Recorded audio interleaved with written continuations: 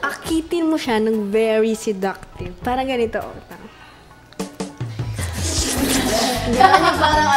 Suplada effect pa rin kahit na gustong-gusto mo na siyang kausapin. Sobrang mahal na mahal ko yung tao to the point na ayoko na siyang mawala sa buhay ko. Ibigay mo lahat ng gusto niya to the point na parang mafe-feel mo na lang na hindi ka nagkulang tapos mararamdaman mo na okay, tapos na kasi pagod na ako. 2 years kami nun. And then, sobrang toxic nun din talaga. Talagang binigay ko lahat ng ano ba? Basta binigay ko lahat ng Abot na makakaya. Hindi. Querida ka, betcha.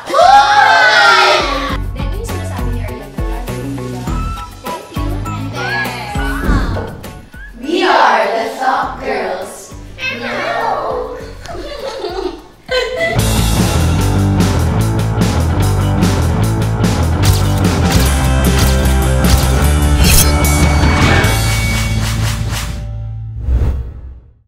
Today's episode, magkakaroon ng girls session sa mansion. At ang topic nila ay about sa mga boys and their past relationships. Oh, juicy! Ano kaya ang sploop nitong mga THOC girls? Morenx, simulan mo na!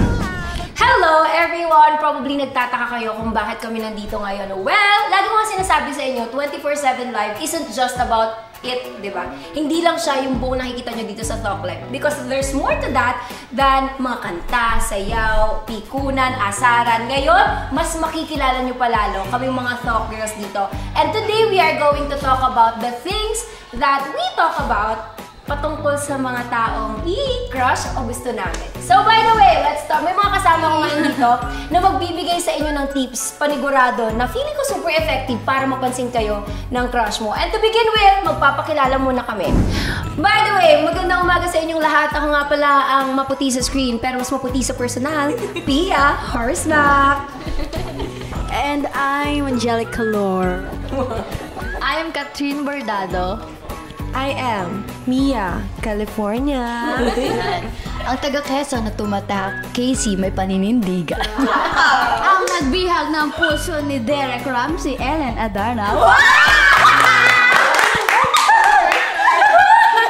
To start with our conversation, isa to sa mga, alam naman natin, whether you like it or not, before tayo pumasok, naglo-look forward tayo sa mga cute guys. Actually, yeah. Mga pogi may it be cute girls, cute guys, mga pogi magaganda. Nilo-look forward natin kung sino yung mga possible maka-love team, posible na pwedeng tumatak sa atin. And ngayon, pag-uusapan natin, sige, tatanungin ko muna kayo before anything else, meron ba kayong mga crush dito? Or yes or no lang, wala namang pangalan. Para privacy. Yes. Sikreto ba yun? Meron. Wow! Yes? Yes na yes for you.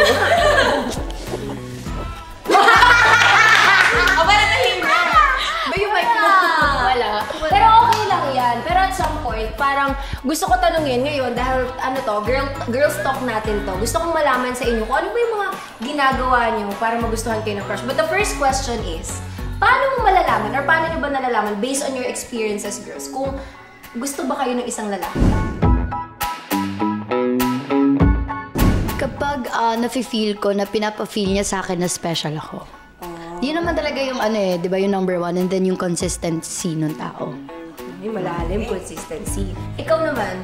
Siguro na pag binibigyan ka ng time, pag sinusundo ka sa room. Ay naman ba yun? Ako yung Kailangan pa bang sagutin yan? Parang kita nyo na. Sasagutin! Ay, sasagutin! walang ganun. Pag yung talagang nakikita or nararamdaman mo na nagpapapansin sa'yo yung isang tao. Oy! Nagpapapansin ka. Tama ba? Sabi, uy, Ayun, yung papansin, yung chat ng chat sa'yo, yung nag-wave-wave siya, or ginagawa niya yung mga gusto mo, like, halimbawa, gusto mo sa maangas, tapos nagiging maangas siya. Oh, wave ka nga. Wave ka. Parang pamilya. Saan mo na rin wave? Sa kanya. ganun pala, ganun. Pero ako Balik ka. magpapagdating sa ano.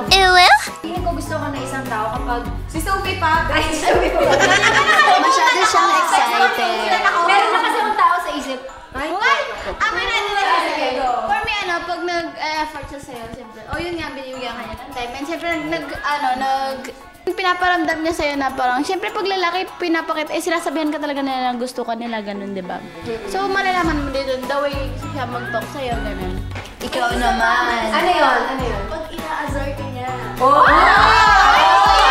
May ganun, diba? Actually, yun yung love language nila, ang mga asar, mga away. Ganun ka ba? Hindi. Okay. Ako naman, actually, lahat ng mga sinabi nyo, tama. Hindi. Okay. Hindi. Lahat ng sinabi nyo, tama. As long as it's making you happy, I feel like deserve niya naman na magustuhan din or magustuhan niya tayo. Alam mo yung super komportable ka sa kanya. Dito, lalo na tayo na, di ba, limited tayo dito. I mean, tayo na magkakasama. So, posible talaga na at some point, maging very attached and comfortable tayo sa isang tao. Kasama kayo mag-breakfast, nag-aasaran, magkasama. Hindi lang naman doon nalilimit, nag-aasaran, magkasamang bumibili, nag-order, di ba? Nag-hug. May mga ganong tendencies. And sometimes, tama si Lexi Lord. Lexi Lord? Ano ba? Angelica Lord. Angelica Lord. Ay, tama si Angelica Lord. Sometimes, yung pagiging asaran. Plus, yung mga tampulan pa ng mga fans na siniship sila sa iba't ibang tao, diba? Minsan dun talaga, nade-develop. Di ba, Mia California? Yes, actually, nag-start talaga yan sa fans na makikita mo na lang sa comment section, ship! Tapos bigla mo na lang ma-feel na, actually, parang oo. May naman. Oy, ship daw, anong masasabi nyo doon? Galing daw sa fans yung ship. We can relate. Wow! We started there. Pero madalas, yung fans pa yung nakakakita ng chemistry nyo na hindi nyo nalalaman sa loob na parang, bagay kayo ni talaga ba? Bagay kami? Parang naisip mo, ay, oo nga. Tapos doon na magiging magaan yung loob. Wow! Bakit naisip mo na yun? Hindi naman. Akala ko naisip. Pero ngayon, Parang naramdaman ni Moreng. hindi, wala. Sino ba? Oo nga! Excuse me! Parang naramdaman ni Pia yung time na yun. Followers ba ko?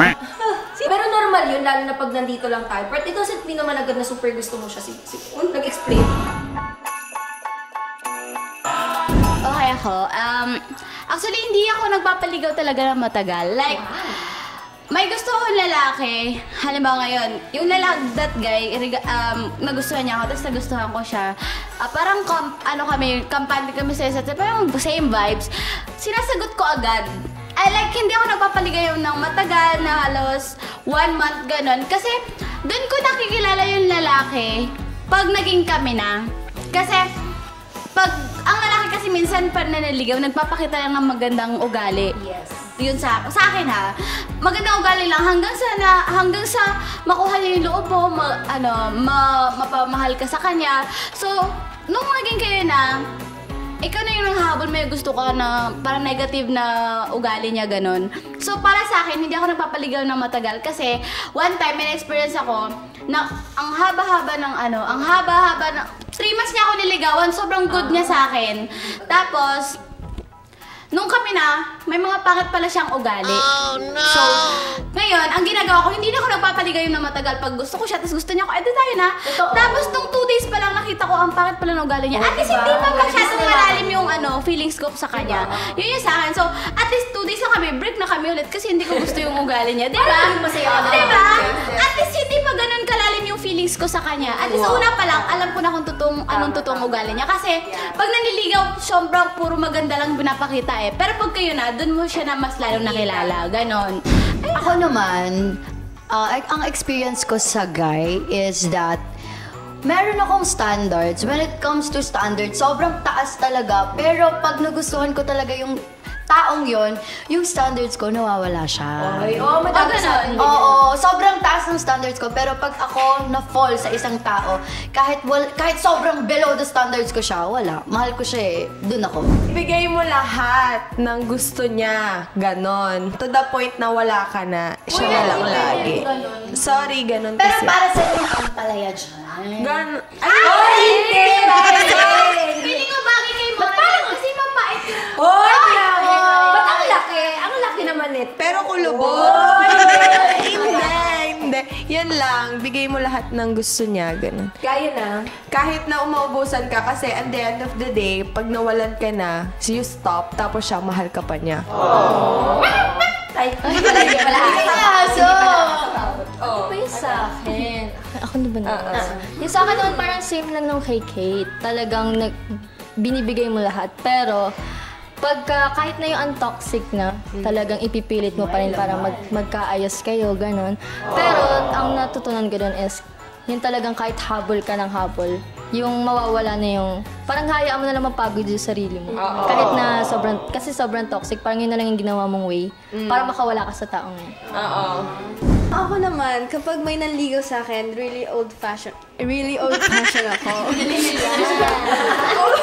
Ayusin mo, Angelica Lo. Maniligaw ka pala, papakilala na kita sa parents ko kasi ayoko ng yung tinatago. Kung malinis talaga ang intention mo, pumunta ka sa bahay, gano'n ang gusto ko. And this one time, ito yung may lalaki na gusto manligaw sa akin. Ayun, pinapunta ko sa bahay, pinaharap ko sa magulang ko. Ayun, hindi na ako chinat, hindi na nagparamdam sa akin. So, ayun yung really weird experience ko sa lalaki. Ako naman, pagdating sa love, I don't know. Feeling ko, ito yung common quote na lagi kong sinasabi, tapos naging sikat na din sa internet, na I'm the girl that's always liked but never pursued. Alam mo yun, pag may taong sobrang gustong-gusto ka, hindi matuloy-tuloy kung anong meron kayo. Pero yung mga taong naghahabol sa'yo, yun naman yung mga taong kahit kailan hindi mo matutunang gustuhin. Pero, pag dumating man yung point na nag-jackpot, kasi doon sa ex ko, sobrang minahal ko yun ng level 100 talaga. Ay, kilala ko. Binigay ko lahat, tapos dumating sa point, I was disappointed because, hindi naman, disappointed ka but not surprised. Alam mo yung magiging ending, but at the same time, hindi ka nagsisisi because you gave it all eh. Parang masaya ka na lang sa idea na at least ako wala akong pagkukulang kasi alam kong binigay ko lahat.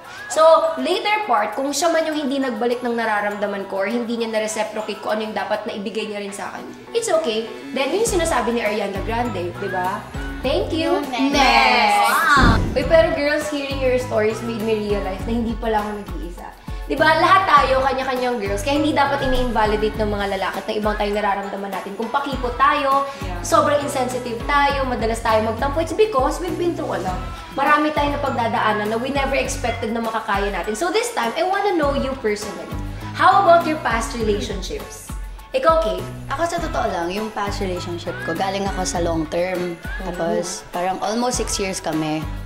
Ayun, basta almost 6 years kami. Basta ayun, during that relationship, I realized a lot, but I didn't regret being in that relationship kasi talagang nag-end up kami ng maayos, and yung cause ng breakup namin is para makalabas ako sa comfort zone ko kasi sobrang naging dependent ako dun sa relationship na yun kasi parang live-in na kami, ganun yung nangyari.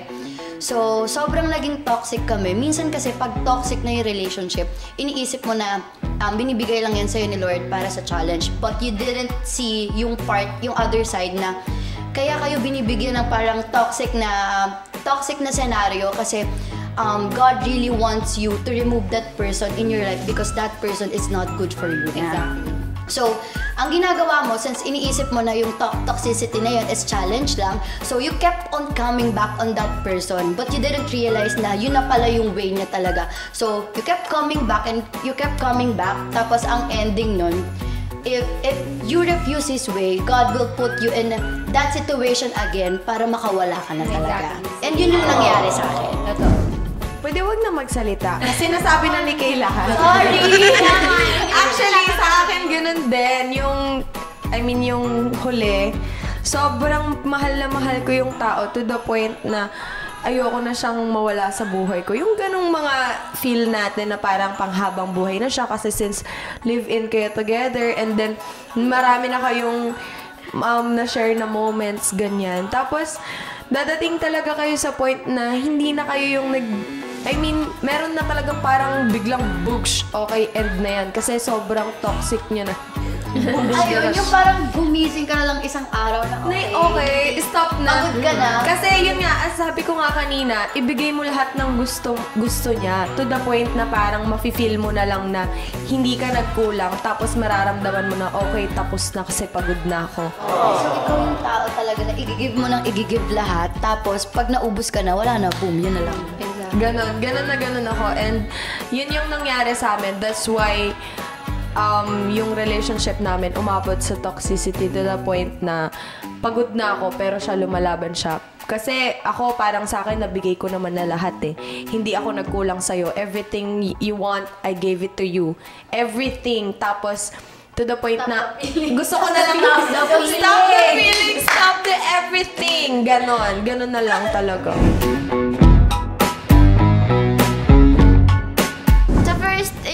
Pinakamatagal ko na karelasyon, Kirida Kabit, charot! Sa TikTok na yan. First boyfriend ko siya, college ako. Yun yung first boyfriend ko, 3 years kami. And nagtagal lang talaga kami ng 3 years kasi babaero kasi siya. So, dun, nag-college ako, sabi ko, meron yung last girlfriend, marami kasi siyang girlfriend. So, pinakamatagal niya kasi that time is 4 months. So, ang goal ko lang that time, gusto ko lang lamangan yung 4 months. Focus sa goal! So, 4 months, 5 months. Di ba, di ba, nag 3 years kami, di ba? Ayun lang siya, yun yung pinakamatagal ko. And hindi kasi ako yung babae na binibigay lahat. Ganun, hindi ako ganun eh. Parang, ang laging reason nila, ba't parang kasi laging parang wala daw akong pake. Kasi ako tamad, kasi ako makipag-usap eh. Tapos that time, lagi kaming break, hiwalay break kasi pinapapili niya ako, yung magtutupis ako or siya, kasi hindi niya ako pinapayagan. Iglesia kasi siya. So, parang INC kasi siya. Parang bawal yung gano'n. Tapos, so, ako naman na mas happy-go-lucky girl, pinipili ko yung ipopost ko yung tupis ko kaysa sa kanya. Tapos, then, babalik na naman kami. Tapos, maya-maya, pipiliin niya ako kung magsushort ako or something. Siyempre, pinipili ko lagi sarili ko. Ganun ako eh. Mas mahal ko yung sarili ko. Kasi, at the end of the day, sarili ko pa rin ang sa akin. Ganun. Tama. So, ayun.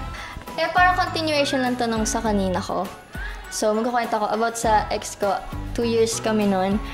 And then, sobrang toxic nun din talaga. Feeling ko halos lahat naman, kaya naghihiwalay. Kasi, di ba, hindi na okay. So, ayun, isi-share ko lang yung talagang binigay ko lahat ng ano ba? Basta binigay ko lahat ng Abot ng mga kaya. hindi. Kwento lang to, be. Tapos, ayun, yung tipong, kunwari, nag-away kayo ngayon, tapos hindi ka magdadalawang isip na puntahan siya para maayos niya lang yung away niyong yun, kahit na anong oras pa yan, kahit na... Nagawa ko na yun. Diba? Tapos, ayun, ganun, kahit na ilang beses din naulit yun, tapos, yung tipong kahit hindi ka niya pansin, gagawa ka ng way. Tapos, meron pa yung isang beses nagpa-swimming ako. Parang mayaman to for sure. Tapos sa akin, nagpa-swimming ako para maging okay kami. Tapos alam ko hindi rin ata kami magkausap nun and ayaw niyang makipag-usap sa akin. So ako may mga tropa, tapos syempre may car sila. So sinundo namin siya doon sa kanila para lang makasama siya. And after nun, naging okay kami. Pero hindi ko na sinabi sa kanya na yung swimming na yun is for him, na para maging okay kami. Yung mga ganong ganap. Tapos basta ilang beses na ulit yun. And then, ayun, so sobrang toxic. Para sa man kaming may maling nagawa sa relasyon. So, napag-desisyon na rin namin na itigil na kasi hindi na din talaga healthy para sa amin dalawa. And sobrang naapektuhan na din kami nun. So, ayun. Ako naman, yung longest relationship ko is, apakatagal niya kasi, buong buhay ko na yun 2 months. So, ganit na yung story niyan. So, napaka-easy to get ko nun nga kasi gustong-gusto ko siya. Will you be my girlfriend? Yeah, sabi ko agad ganun. Hindi ko siya masyadong kalala. Tapos, magkaiba kami ng school. Malayo yung school ko. Pero pinupuntahan niya ako sa malapit sa amin. And then, nung magto 2 months na kami, gumagawa ako ng explosion box. Gumagawa ako ng mga airport. Ganun. Mga letter. Napakahabang letter nun. Tapos, nung 12 na, nakipag-break siya sa akin. Sabi niya, it's not working. Sabi niya. Wow! Ayan, it's not. Sabi ko niya, sabi niya?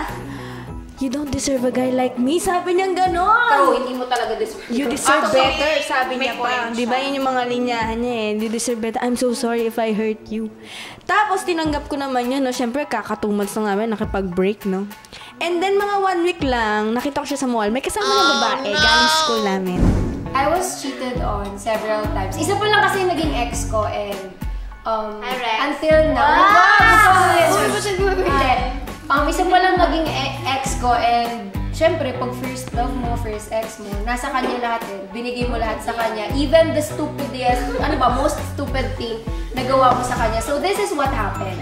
Okay, sabi ko sa kanya, hindi tayo maghihiwalay sa kahit anong rason maliban sa isang bagay. Magkaroon ka ng third party. Because ibig sabihin, pag nagkaroon siya ng iba sa buhay niya, may hinahanap na siya na wala sa akin. Diba? And kahit anong pilit ko na ibigay sa kanya, kung hindi talaga niya sa akin nahahanap yun, talagang wala. So sabi ko, magbe-break tayo. Nasa Bali, Indonesia kami that time, tapos magkatabi kami. Hindi, magkatabi kami, tapos sabi ko, may nag-chat sa kanya na girl, nagre-reply sa lahat ng stories niya. Tapos sabi ko, sino yan? Sabi niya, wala, babae ito ng tropa ko. Babae ng tropa, kaya huwag kayo magtitiwala sa tropa. Charot! Babae daw ng tropa niya. Hindi, wala.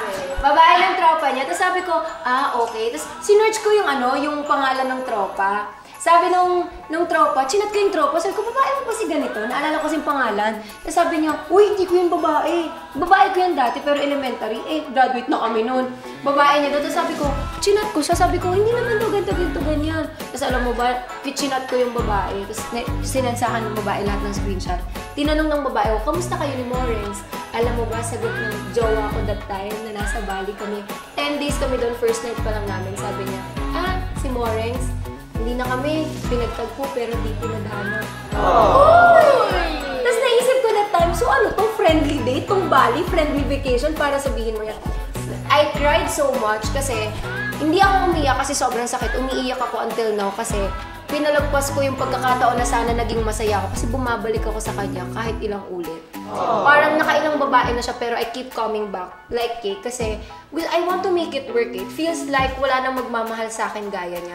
And you know what? Tama si Kay. Sabi nila, God will find, pag hindi para sa'yo yung taong yon, God will really find a way na alisin siya sa buhay mo. Tapos pag pinilit mo, mas lalong magbibigay si Lord ng way na saktan ka ng taong yun para ikaw na mismo yung mag-let go. And I learned it the hard way. That's why kahit 3 years ago nang nangyari yun, hindi nasundan yung ex ko.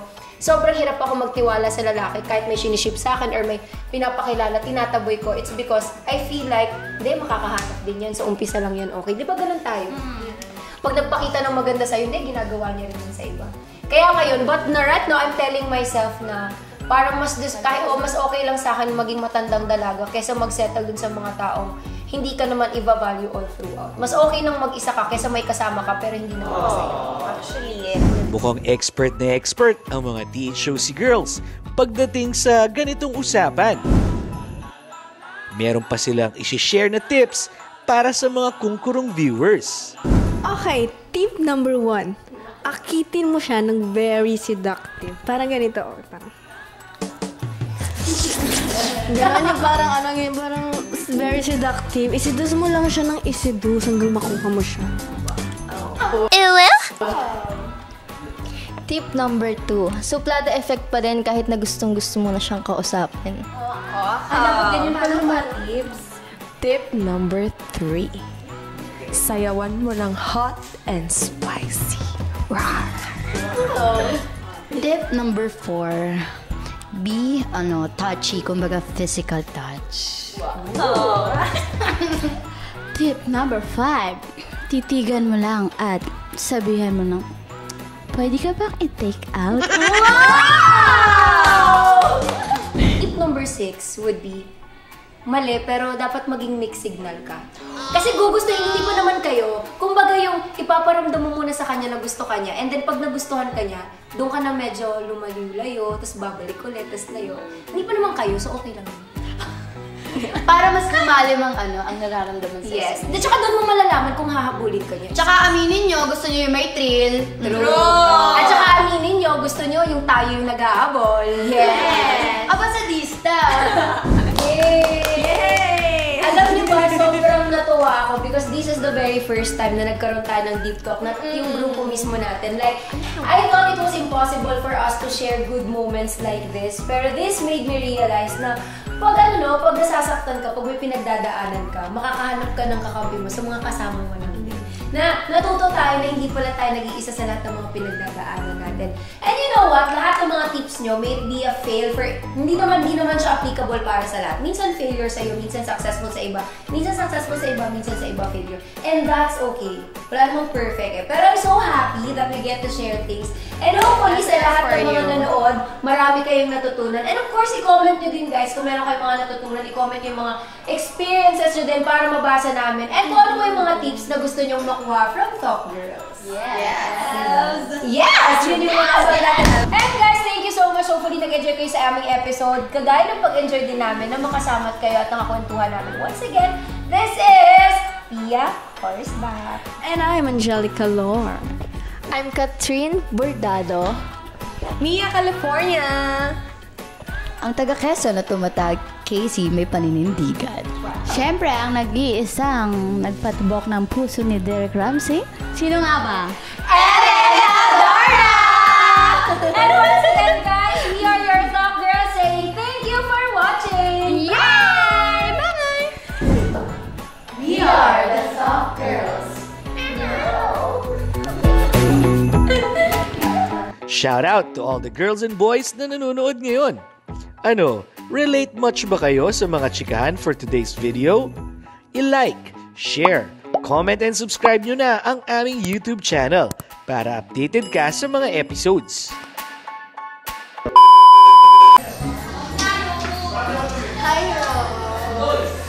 Hello.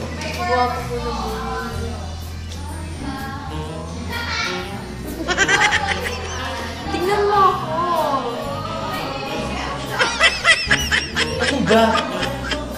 Ano ba problema mo sa buhok?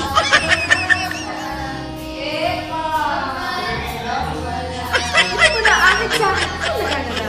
Paano ako maaakit sa'yo? Eh parang sasampalin mo ako eh. It's not working. Ikaw lang pala. Gunggong, hindi ako maaakit sa'yo.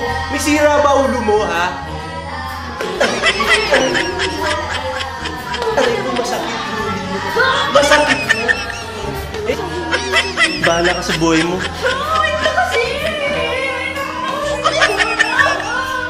It's not working.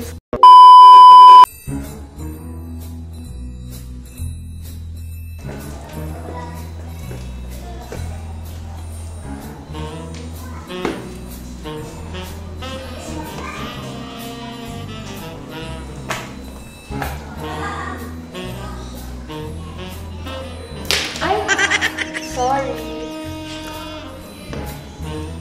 Ano ba yan? Ano ba? Kanina ka pa. It's not working.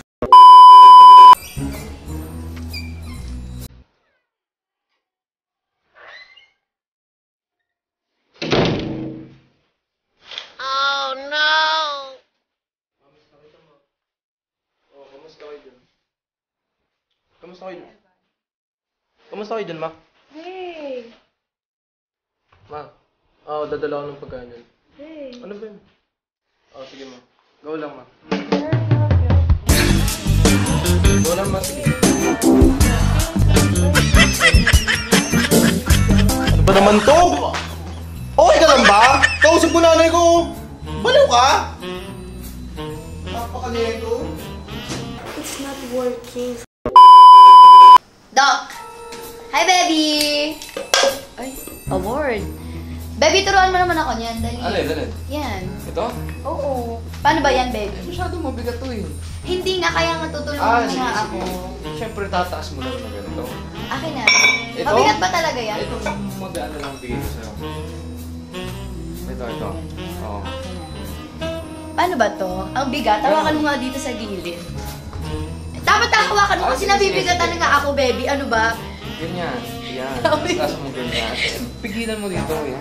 Yan. Ay, ganun pala. Paano ba ito inaano, baby? Oy, ano ba naman? Wait lang. Pwede ba ako na lang yung buhatin mo? Hoy! Baby, lipat tayo. Ano yung favorite mong ano dito sa gym? Ha?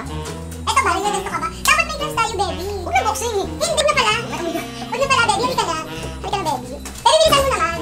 Mag-workout. Ay, kaya nga mag-workout ka na dito lang ako. Titingnan lang kita. Gusto ko lang matuto kung paano mag-workout. Ba't parang nag-enjoy ka na, baby? Diyos ko naman. Paano kung matatapos ang workout nito? Dikit ka ng dikit sa akin. Diyos ko naman, ano ba naman yan? Dikit ka ng Ano dikit. naman yan, baby? Diyos ko naman, lagkit-lagkit mo. Kita mo nag-workout Baby, ako. ikaw yung nag-gym, ikaw yung malagkit. Diyos ko naman.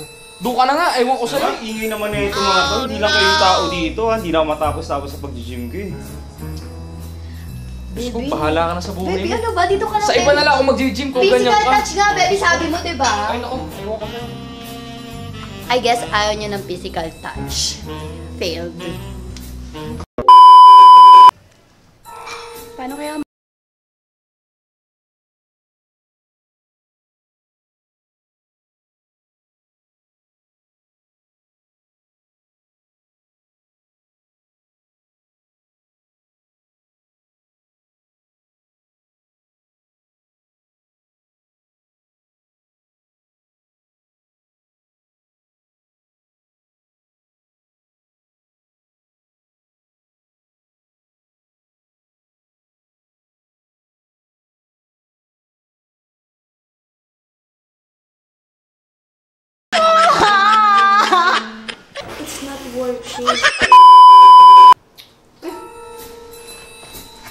Mia! Ano yan? Movie. Gusto mo manood? Oo, sige. Manood tayo. May tasa ako. May chips ako. Harap. Magka. Hey, Gog, yung ganda niyan. Pero alam mo ba, madami akong mga pictures dito. Selfie tayo. Popost ko wala pa akong pinapost. Wait lang. Ay, may kamukha ka. Sino?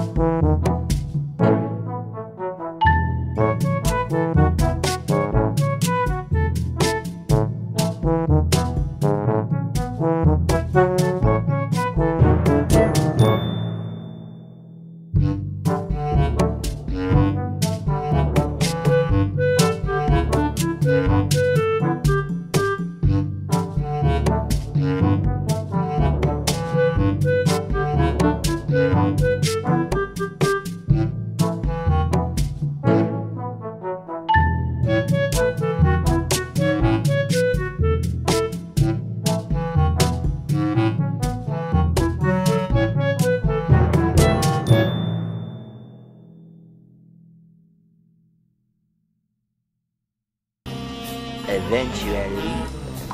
Romeo, TikTok tayo. Tingnan mo, may nakita akong ganda oh. Sweet to. Maganda, bagay sa ating dalawa.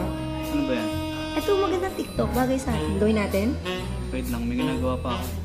Ano ba yan? Lagi ka naman pumapayag pag gusto mong makipag-TikTok ah. Tara. May ginagawa lang Or, tayo. gusto mo kumain na lang tayo? Di ba? Bonding natin yun. Okay lang ako, busog pa ako. Ano naman to? Parang si ano naman to eh. Sige na, tara. Okay kain nga tayo. lang ako, busog pa ako. Ha? Ba't ka nagkakaganyan? Busog pa nga ako, kung anong gagawin ko? Ha? Busog pa ako. Baby! Kanina ka ba nag-aantay dito? Kanina